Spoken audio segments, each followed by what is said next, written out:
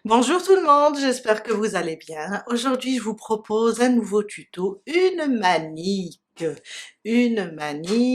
en forme d'œuf. Vraiment très jolie et on va la faire doucement. La broderie sera vraiment simple et vous pouvez choisir votre propre broderie selon l'événement qui est les fêtes de Pâques.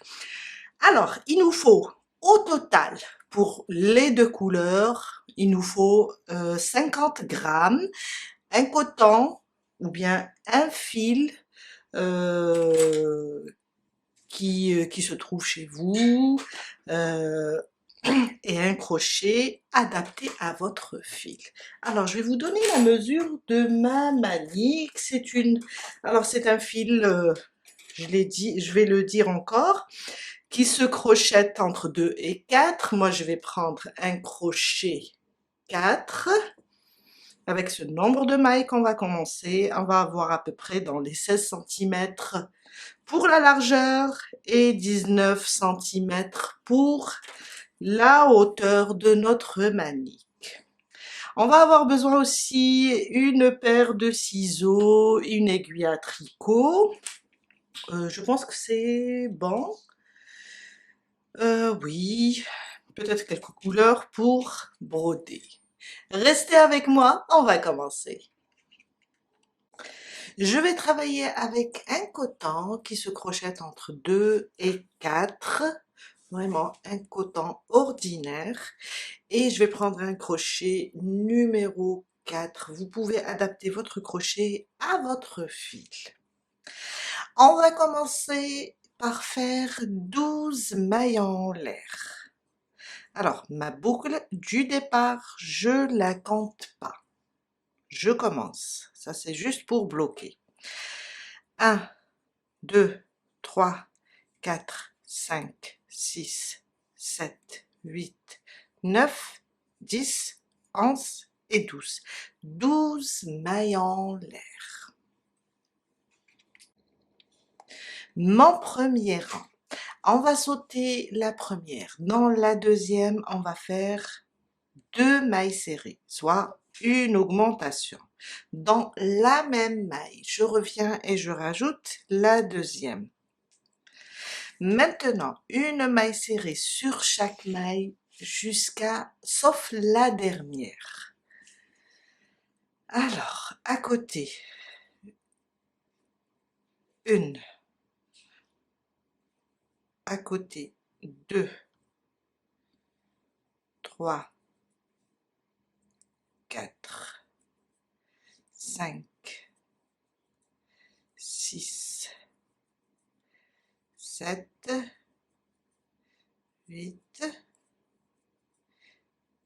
et 9. J'ai dit une maille serrée sur chaque maille, sauf la dernière. Dans la dernière, on va faire comme sur la première, on va faire 2 mailles serrées. On va augmenter 2 fois. Alors, on avait 12 mailles en l'air, on a sauté la première, ça fait 11, et on a fait une augmentation au début et à la fin. À la fin du premier rang, on a 13 mailles serrées. Mon deuxième rang, une maille en l'air, on tourne le travail. Sur la première maille, 2 mailles serrées, une augmentation aussi. Sur les prochaines, on va faire une maille serrée sur chaque maille, sauf la dernière. On augmente au début, on augmente à la fin. On commence avec une maille serrée sur chaque maille. À côté, une maille serrée, une autre maille serrée, jusqu'à arriver à la dernière. 11 mailles serrées au milieu. Mailles serrées individuelles. Sur la dernière, on va faire 2 mailles serrées. Sous le même point. À la fin du deuxième rang, on va avoir 15 mailles serrées.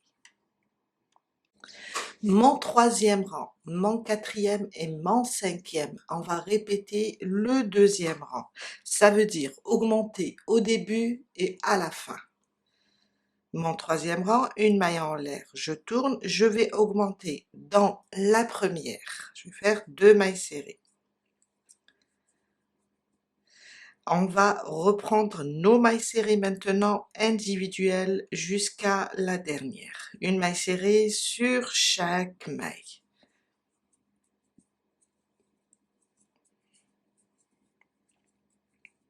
Une maille serrée sur chaque maille. Je suis presque vers la fin.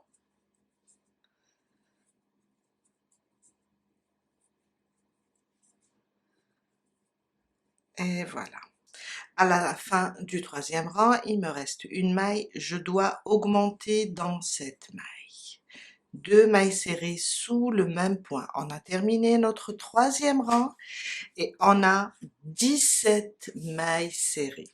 Alors, le quatrième, on va augmenter au début et à la fin et on aura 19 mailles serrées. Le cinquième, on va augmenter au début et à la fin et on aura 21 mailles serrées. Je vous laisse faire et on se retrouve tout à l'heure après avoir terminé le rang 5. Je suis à la fin de mon cinquième rang, 21 mailles serrées. Mon sixième rang, on va garder les 21 mailles serrées et on va faire seulement une maille serrée sur chaque maille. On garde à côté, on garde le nombre 21. C'est un rang stable. Une maille serrée sur chaque maille. Mon septième rang, on répète le rang numéro 2. Ça veut dire une augmentation au début, une augmentation à la fin. Une maille en l'air, on tourne notre travail et on commence. On va augmenter sur la première maille. À côté, ça sera une maille serrée sur chaque maille. Et quand on arrive à la fin, on va augmenter aussi. Je suis à la fin du septième rang, je vais augmenter la dernière 2 mailles serrées sous cette maille. Une, je reviens et je rajoute une deuxième maille serrée. Et à la fin du septième rang, on va avoir 23 mailles serrées. Du huitième rang au 18e rang, on va répéter le rang 6. Vous vous rappelez du rang 6, c'était un rang stable. On n'augmente pas. On va rester sur les 23 mailles serrées du rang 7 jusqu'à faire 11 rangs. Du rang 6 du rang 8, pardon, au rang 18. Sauf que moi, à partir du rang 11 à peu près, je vais changer de couleur. Je vais seulement changer, mais les mailles resteront toujours 23 mailles serrées. Alors, on commence le huitième avec une maille serrée sur chaque maille et on va répéter le neuvième, le dixième, le onzième jusqu'à arriver au 18e. Une maille serrée sur chaque maille. À partir du rang 11, je vais vous revoir pour changer la couleur et on va continuer jusqu'au rang 18. Je viens de terminer le 11e rang. Je vous ai dit que j'allais changer de couleur. Alors, je vais ouvrir ma dernière maille. On peut couper le fil et reprendre avec un autre, mais même j'aime bien cette méthode. Je vais reprendre une autre couleur. Je vais prendre du rose par exemple. Et je vais fermer ma dernière maille avec le rose. Et je vais continuer du 12e au 18e avec la même couleur et avec une maille serrée sur chaque maille. On peut couper le bleu, la couleur initiale. Voilà. Et on va commencer avec le rose, une maille serrée sur chaque maille. On reste toujours sur le nombre 23 et on fait ça jusqu'au 18e rang. Je viens de terminer mon 18e rang. J'ai dit du 8e au 18e, 11 rangs stables, 23 mailles serrées. Mon 19e rang, on va commencer à diminuer. Une maille en l'air, on va diminuer là 2 mailles au début et 2 mailles à la fin. Ça veut dire on va piquer dans la première, ramener le fil, on a 2 boucles, on les garde comme ça. On pique dans la deuxième, on ramène le fil et on a, je refais, et on a 3 boucles. Un jeté, je passe à travers les 3 boucles. Là, j'ai diminué une maille. On continue avec des mailles serrées individuelles maintenant jusqu'aux 2 dernières. Une maille serrée sur chaque maille jusqu'à ce qu'il nous reste 2 mailles à la fin. Je suis à la fin de mon 19e rang. J'ai laissé les 2 dernières mailles. On va faire aussi la diminution de la même manière. On pique dans la dernière aussi. On ramène le fil et on fait notre diminution. On a 21 mailles serrées. Le rang 20 et 21. On va répéter le rang 6. Vous vous rappelez du rang 6, c'est un rang stable. Ça veut dire une maille serrée sur chaque maille. On va répéter le 20 et le 21. 2 rangs stables. On va rester sur le nombre 21 mailles serrées pour chaque rang, pour le rang 20 et le rang 21. J'ai terminé mon rang 21, 20 et 21, c'est des rangs stables. Mon rang 22, on va répéter le rang 19. Une maille en l'air, on va diminuer 2 au début et 2 à la fin. Oups, je dois faire une diminution sur les 2 premières. Et je reprends mes mailles serrées stables.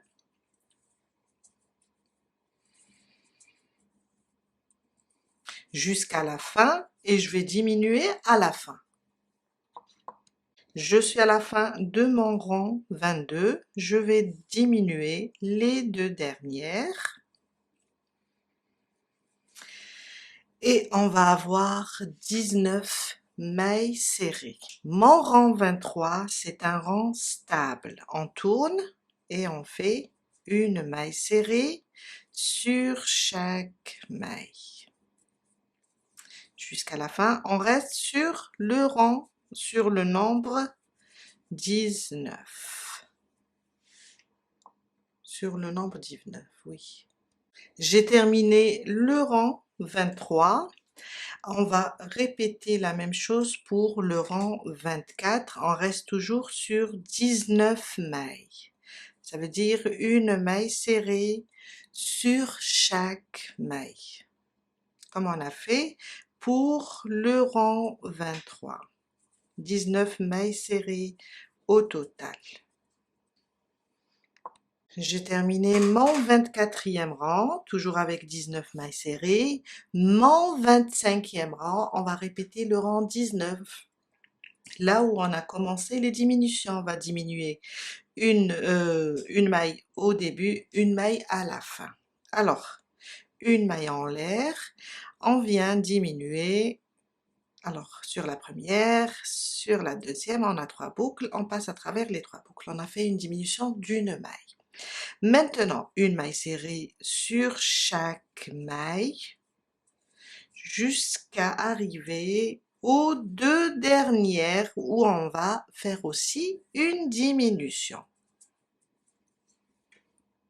Je suis à la fin de mon 25e rang, j'ai laissé les 2 dernières, on va faire une diminution. Et à la fin du 25e rang, on va avoir 17 mailles serrées. Mon 26e rang, on va répéter le 6. Le 6 est 2 faire une maille serrée sur chaque maille. On garde les 17 mailles serrées. Et ça, c'est mon 26e rang. Une maille serrée sur chaque maille.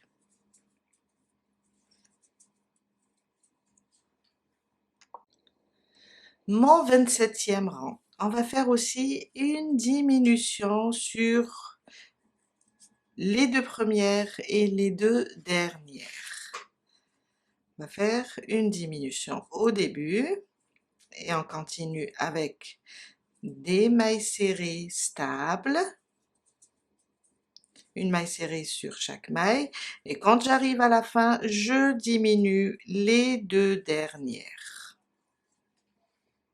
Je suis à la fin du 27e, on continue, on diminue les deux dernières mailles et on va avoir 15 mailles serrées. Mon 28e rang, on va faire une maille serrée sur chaque maille. On va rester sur les 5 mailles, plutôt sur les 15 mailles serrées. Jusqu'à terminer le 28e. Mon 29e rang et mon 30e, 31e, 32e et 33e, 5 rangs. On va juste diminuer au début, à la fin, au début, à la fin. Ça, c'est le 29e rang. Je vais diminuer au début. Je vais continuer avec des mailles serrées individuelles jusqu'à arriver à la fin. Alors, on avance avec des mailles serrées individuelles. À la fin, on va aussi diminuer. Il me reste 2 mailles. Je vais diminuer les 2 mailles. Ça, c'est le 29e rang. On va répéter la même chose pour le 30e, 31e, 32e, 33e. Ça veut dire 5 rangs. Ça, c'est le premier. Il nous reste 4 rangs. On diminue au début et à la fin. J'ai terminé mon 33e rang avec 5 mailles serrées à la fin, le total.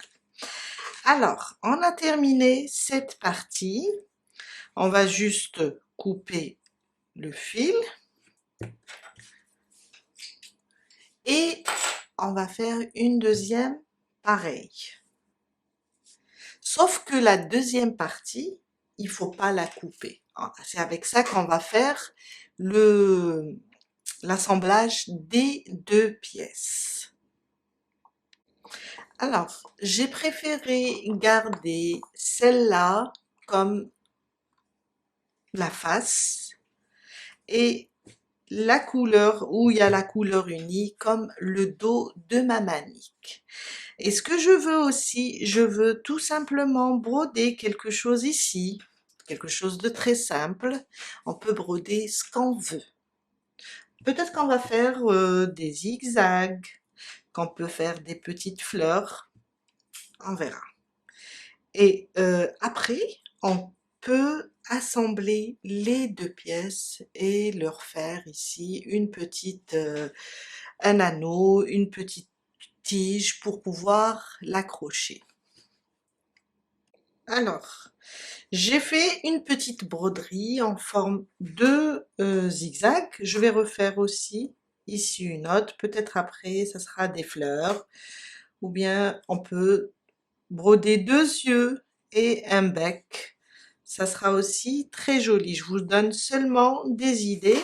Après, c'est à vous de voir ce que vous voulez faire. Alors, je vais laisser comme ça à peu près. Et je vais commencer. Moi, je ne compte pas. Je regarde et je vois si c'est bon. Voilà. Je reviens là, je ressors au même endroit. C'est juste pour faire des zigzags. Comme ça. encore à peu près ici. C'est pas grave si c'est pas vraiment identique. Je pense que je sors à côté un petit peu. Ce qui est bien avec la broderie, on peut défaire, on peut couper. Et je reviens. Vous pouvez vous inspirer aussi de la broderie des œufs qu'on a fait l'année dernière, les œufs de Pâques. Je vais vous laisser le lien. Peut-être que vous aurez des idées. Alors, là à peu près.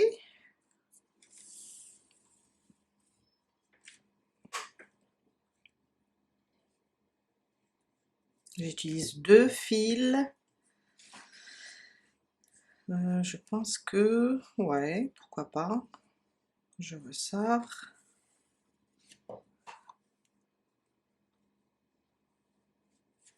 Voilà.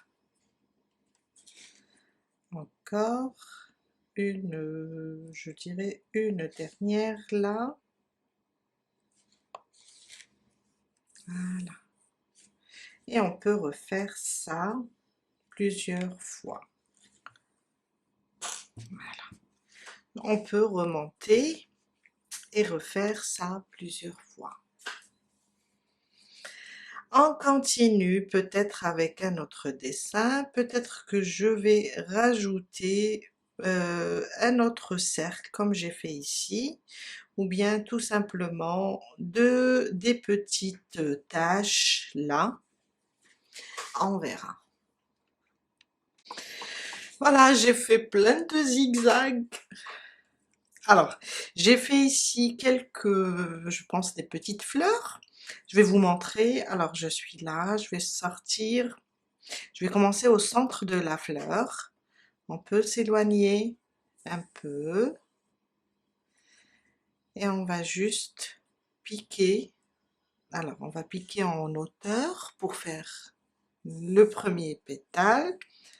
Alors, si vous brodez mieux que moi, tant mieux. Moi, j'essaye de faire des petites broderies d'enfants, car je ne maîtrise pas vraiment la broderie. En plus de ça, il y a plein de tutos pour nous apprendre à faire de jolies broderies. C'est juste comme ça. Mais après, le résultat, il va être vraiment formidable.